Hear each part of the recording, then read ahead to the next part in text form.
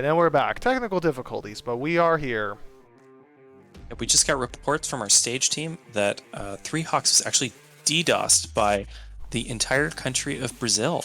It's very interesting. I think after the Loud defeat today, they've been very rowdy. Yeah, it's just very unlucky that it just happened to be Three Hawks' account to become the target of the unhappiness. But here we Gotta are. give it to them. They're some passionate fans. Games reset. Bans are back to what they are. We have currently in the process of recreating the pick ban order up into the moment of the DDoS, and we will proceed forward in just a bit. Yep, everything's coming back exactly it was before. So we should see. I guess the only question now is what is Three Hawks gonna pick as the timer went down on him.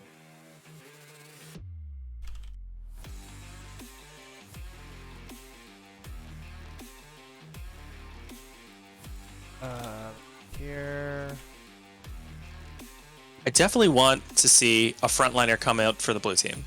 They're definitely going to need some sort of frontline so that Jinx can do her thing. They don't need any more enchantresses. They already have like low enough damage as it is. Morgana's not going to add too much damage. Veigar is not exactly a DPS champ. He's just going to provide burst and some CC. So I expect Three Hawks to come out with a tanky boy here. A lot of good tanks are banned already. Cho'Gath, interesting. Oh, the last second switch to Galio. Is he locking in? Oh, and the Nautilus, the timer goes down to 0. I actually like the Nautilus a lot. I think that was the best of the options that he glossed over there. Nautilus is really good at peeling.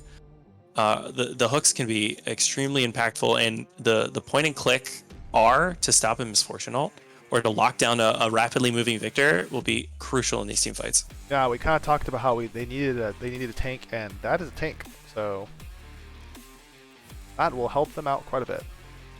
The last second Taric from Haley? Is this real? It's locked in! What do you know? Taric wasn't banned this game.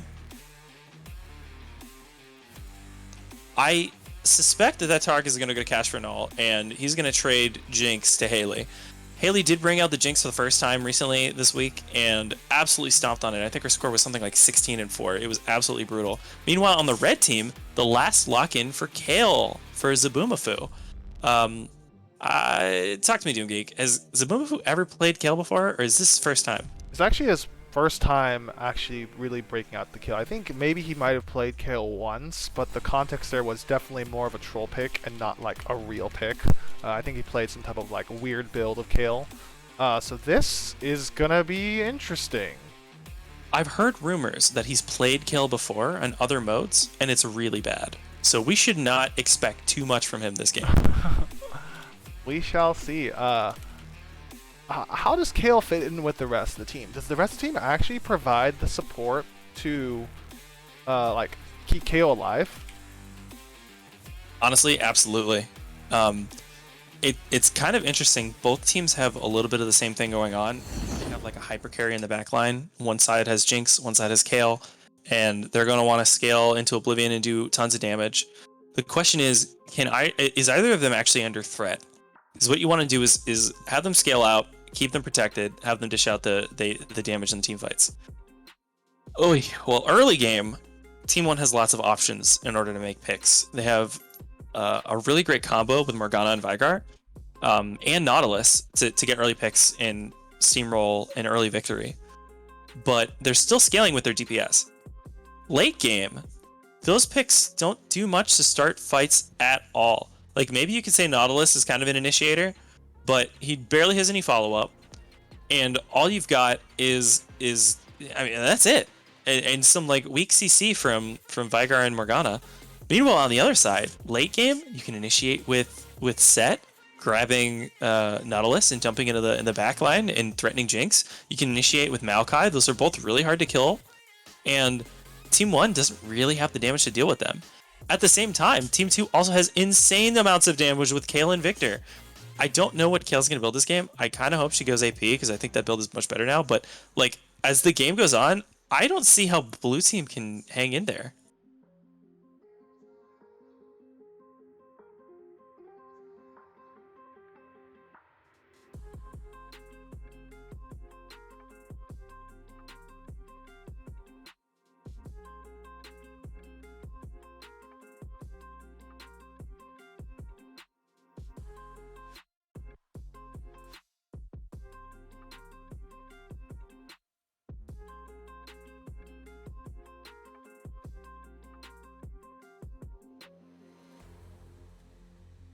Let me put it this way though. If we get to level 11 and Morgana goes in with a snowball, she will get one shot.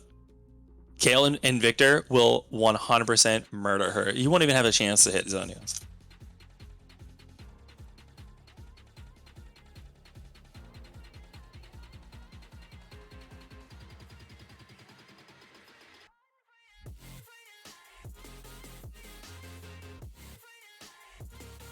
I'm super excited for that pick too. I think Luminati. I'm really excited to see him expand his champion pool. I think Maokai's really powerful right now in the current meta. I don't think he's very difficult mechanically. He just requires some good decision making. So yeah, personally, I'm really excited to see Luminati break out this new pick.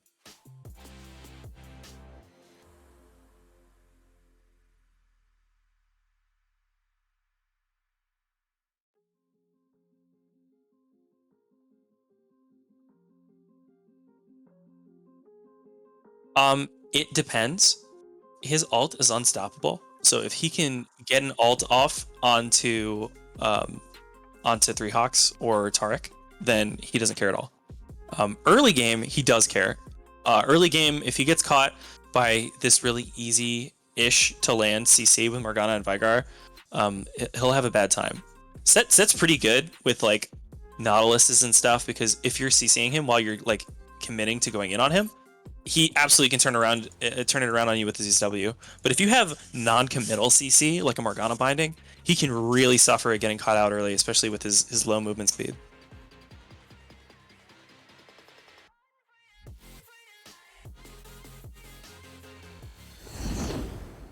See how it all is going to play out here. We do see in the end that Morgana did not get the snowball. That's something that's I'm kind of there. surprised. Tutoxin historically has actually talked a lot of smack about Snowball in general. He's not a big fan, and that kind of surprises me. I think Snowball is extremely powerful. Got a momentary game pause right there, but now it looks like we're back into it. Taking a quick look at what summoners all the players have picked here and what their initial items are. Nothing too out of the ordinary here other than that snowball. That's a lot of daggers from Kayle. Yeah, I don't know about that. I do, however, I like the build from Droplicat's box kicking off with the Guardian's Orb and boots. I think having boots on Veigar is super important because it really helps you get off good cages. And the Guardian's Orb is just a great starting item in general, especially if you want to go boots, because the buy is just so simple. Meanwhile, also have a lot of tiers. Tier on Nautilus seems pretty bad to me. I don't know why you would do that. He does not have mana problems. Tier on Taric is necessary, but then another tier on Morgana. I mean, this Morgana is just committing herself to doing absolutely nothing early. I can't. I don't know about that one. What does the Sapphire crystal build into? I imagine that will go into a tome, so that she can buy her mana mythic, whatever it may be, whether it's Ludens or something like that. But I mean, just starting off with this build, literally it's a tome, a tier of the goddess, a sapphire crystal. That's 20 ability power total. 20. Meanwhile, Droplicat's box is 50 with just one item. A lot of big damage trade-offs here in the beginning. Both teams kind of thinking they want to go ahead and start a fight. Blue team's getting most of the damage here. A lot of AoE hits from here. So blue team a little bit lower, but red team they didn't make it unscathed. They're going to go ahead and probably enter the next team fight as both these waves come together. Blue team has such a difficult win condition here because, like I kind of said in Champ Select, I think they lose the late game. Oh, and a big catch from Taric. Ooh, Taric goes in, but he's deep. And nobody's caught really by the cage except for Victor. Almost nothing happens there for the blue team. So what I was about to say is they lose the late game like pretty hard, and their early game isn't that much better. What they're really dependent on in this game is getting picks with Morgana binding comboed with the Veigar cage, and then if the trade looks good and if they're winning hard, Nautilus can follow up and Taric can follow up. But if they go in with Taric and Nautilus first, they will get absolutely dumpstered. Team 2 is not that weak early. They still have Misfortune. They still have a set. They're still going to do a lot of damage. So they have to combo the CC early, the non-committal one first. Look at the set positioning around back here.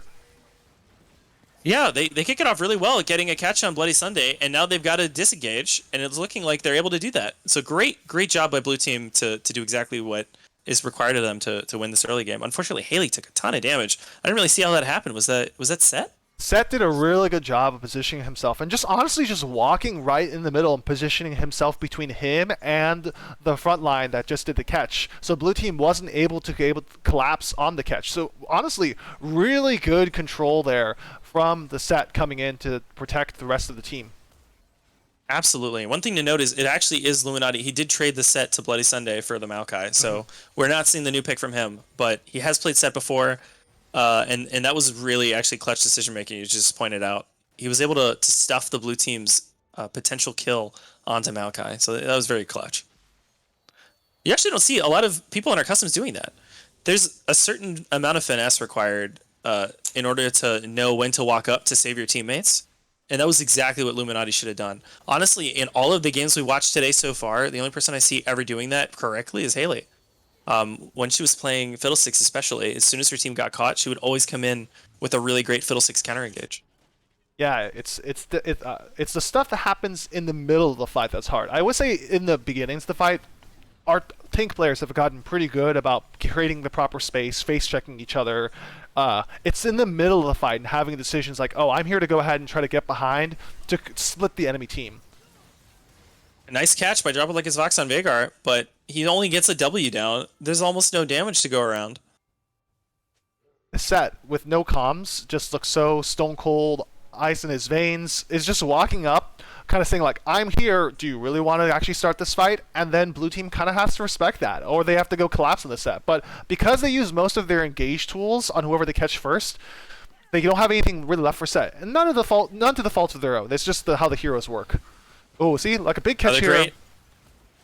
A lot of damage great there. Cage. Oh, we're in 6 territory there. Tark hits 6 as well. Great ult by Taric, keeps most of his team alive. The MF ult comes out though and absolutely shreds the blue team. Right when the Tark ult goes down. Wow, wow, wow, wow. Great timing by that one dude. That must have been the best MF ult we've seen all night. And that's saying something. We had a few pretty good ones. The timing there was so clutch as well. Kind of like trying to see when the Tark ult would go down, because Tark ult honestly did undo a lot of the initial feels bads, but once it went down, they were still in the middle of Misfortune ult. It was like really well timed. Absolutely. And honestly, this is what I was kind of saying earlier in the pick ban. There's absolutely no threat onto the back line of the red team. Absolutely no threat. That one dude had a great ult there, but it kind of was easy for him to have that ult. Because what is blue team going to do to cancel it? They were on the back foot. They were getting pushed back by Sett the entire time. Even the front line of the blue team, like, it's really hard for them to cancel the Misfortune ult, because unless Nautilus gets a hook, and unless he's in like auto attack range, what is he going to do about a Misfortune ult? His ult comes out, yeah, sure, that can cancel it, but there's a delay. Sure, the Tark can cancel it with his stun, but there's a delay. There's not much you can do about the Misfortune in this game. I think that one dude is sitting in a really good place. What a great pick. And in this particular case, the red team able to come out ahead here. Typically, if the one team gets a reset, the other team should try to take advantage of it to try to maybe match it with a tower, but they're unable to actually collapse on the tower. So red team definitely getting ahead there, getting a tower, and the reset is good for them. Absolutely. I mean, honestly, like, blue team's win condition here is just so slim. I think they really got dumpstered in pick ban. It is so hard for them to take an advantage in this game. If they go in with the Taric and the Nautilus, they're just going to get dumpstered. Sett's going to out damage them. Sett can soak it all up. Malk can soak it all up. And red team has more damage than them right now. And they're going to continue to increase their damage lead as the game goes on and as they scale up. They really just have to try to get picks with the Morgana and Veigar, but it's just so difficult to hit the backliners. They're not going to hit the backline. Honestly, I don't know how they win. It sounds a little dramatic, and I know it's 5-5, and the game's pretty close, but if I were playing as a member of the blue team right now, I'd have nothing to say in comms. It's going to be pretty hard. I was actually, while you were saying all that, I was trying to think of, like, what is a good way to approach this? I think they have to, I think they want to fight. You know, when you have a Taric, you have a big beefy tank, they want to fight. And they want it to be, like, a messy fight, right? Because right now, Misfortune and Victor, like you were saying before, can position pretty far in the back, giving them like a lot of space. They can be pretty safe, and that's the hard part. Where the rest of the team kind of like, you know, Morgana here kind of like wanted to be in the middle of it. Jinx kind of also wanted to be like, Jinx has to kind of get in there too. It's hard. I think blue team wants to like do like a tighter team fight, whereas the tanks of red team combined with the champions of red team give them the ability to do a more spaced out fight. Oh, big hook here. Yep, and more catches. But look at that! Look at that hook. This is exactly what I'm talking about. If you go in for the hook on set, he's just gonna dumpster you. Luminati takes the opportunity to ult in. He gets the kill ult too. I mean, you're not killing this guy. Tark ult does manage to go give the team extra space here, but unfortunately, and a cleanse there as well. Miss Fortune ult mows them down. Honestly, another great ult from that one dude. Absolutely clutch. Down Bad Miner doesn't even care. He dives the tower. He dives for it. Gives his Miss Fortune the pentakill. Unfortunately, that one dude's still taking tower. Oh no! What are you doing? You just had a pentakill. He's AFK. It's okay. He right-clicked the tower and walked away. Did a victory lap around his chair. That's alright. That's alright. You know, if you just got a penta, it's a good time to go ahead and buy. In this particular case, I think the whole red team is going to go look for that reset. You see here? Yeah. Well, if they don't get the inhibitor, then that's a 9 times report. And Luminati flashes away. What are you doing? Oh no. Okay, let's go back to the Yo Boy Dwayne's class for how to win an ARAM and be good at other things too. one very important concept of ARAM that is not the same thing as Summoner's Rift, although there are some similarities, is you want to reset with your team, and the only way to reset, unfortunately, in ARAM is to die. His whole team just died there, and Luminati was left there alone hitting the inhibitor, and he had 2 choices. Either die taking the inhibitor, and I think he actually could have done it, it got really low, or leave, and he decided to leave and burn his flash. What does that mean? Well, his misfortune is 2 items, Luminati has 0! And now he's gonna die anyway! As I say, and delay his team's advantage. Luminati really would want to get that Warmogs on the previous time when they're around inhib, but now, at least Luminati does have Warmogs, and so going into this. Absolutely. But his team was winning. They were pushing an advantage. It's not a huge deal right now, but actually maybe, yeah, because they lost a turret for it, and they lost another life. Honestly, this is 100% on Luminati. He 100% should have died with his team and reset together. Big credit here for the blue team, though, realizing they do have numbers, and these opportunities where they have numbers like this are pretty slim, really keeping everything staggered and keeping the fight going. Absolutely, and when there's one fewer person to block those skill shots, look at how much damage they were able to get down. How many picks they were able to get with the Morgana bindings and with the Vicar cages. Huge credit. Absolutely fantastic. Tutoxin lands another great binding on Nikhil. Zabumafu's just standing there doing nothing. Haley pops off with another kill. Honestly, I think that's super worth it for the blue team. That was a great Another great cage. It doesn't actually quite clip Luminati, but it totally zones him from being able to continue. Wow, that was really good on the blue team. Like understanding that, like, hey, this was an opening they had, and really taking advantage of it. That was something. Yeah, that was really clutch. These Morgana bindings. And now Luminati's getting caught out again. He might be able to get a hook. Oh, nice sidestep. Great job. He's got Warmogs too, so he should be perfectly fine. Victor and Jinx will both enter the fight roughly around the same time. Actually, now that the lanes moved up, Jinx hits the fight first time. They could try to start before Victor comes here. A little bit riskier, and they do not. It's a little bit too hard. So it's okay. We'll go ahead and see how this goes. Game's super, super tight. 13-13. Gold difference relatively small here. Both progress. You know, sure, red team's up a tower, but they're pretty close. And Tark here looking for the catch. Pretty good here. A cleanse is coming down here. Big zoning ult from the Victor. And here we go. The set going in pretty deep, trying to get in the back here. Oh, big Tark out, big Tark out. Fight's not over yet. Jinx getting a ton of free damage here, and finally gets her passive off here. Big, big, big. Oh, but the root here stops the Jinx from being able to move. And now, this time, Kayle is kind of going uncontested. Great hook there, trying to escape by 3 Hawks. But it might be... There's just absolutely no threat on the backline of the red team. They're able to do whatever they want. Oh man, so close, so close.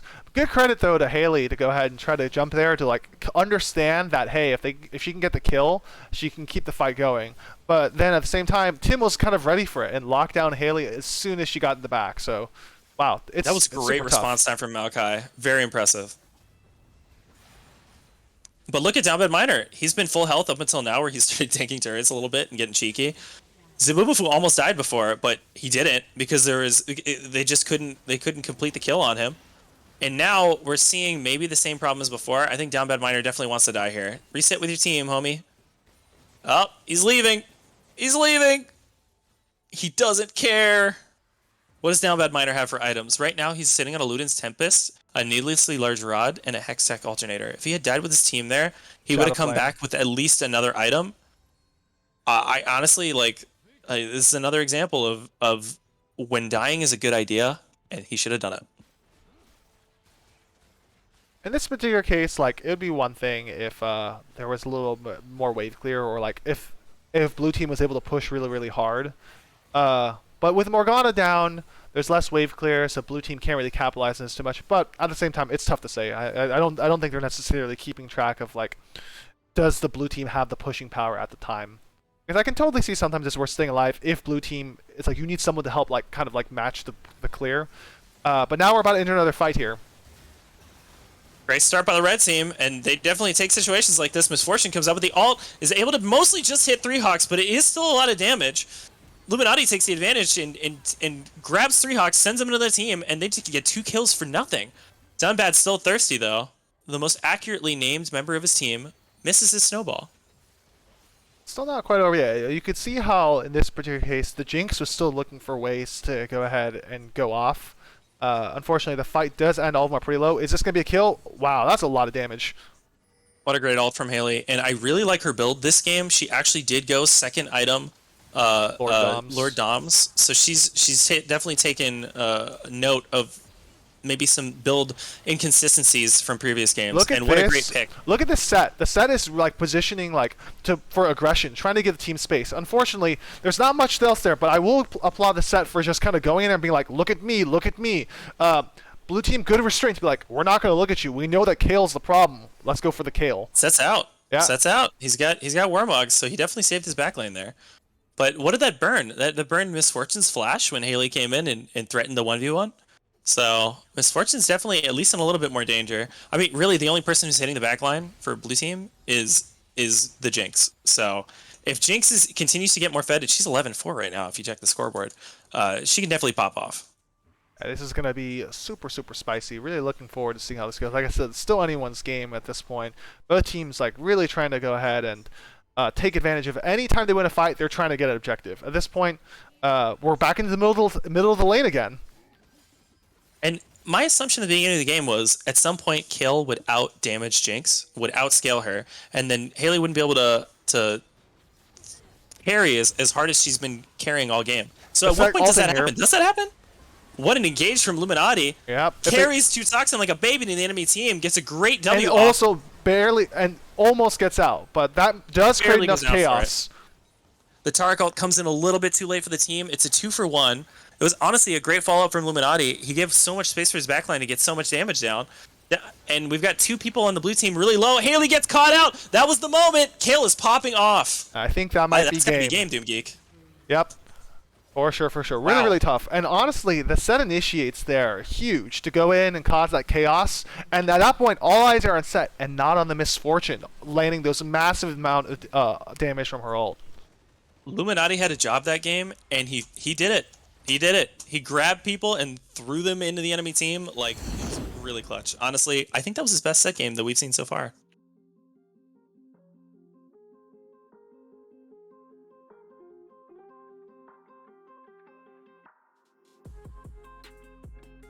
Yeah, pretty much. I think the only thing that really surprised me was Haley super duper popped off on Jinx. I thought that she would have a much harder time having an impact in that game. Unfortunately, she wasn't able to carry, but I thought that was a pretty tough game to play Jinx and a really tough game to be on the blue side in general. I think their pick man was definitely worse. So it was surprising how much she was able to pop off. I think they actually really had a way to win with her KDA. It was pretty close. It was much closer than I expected.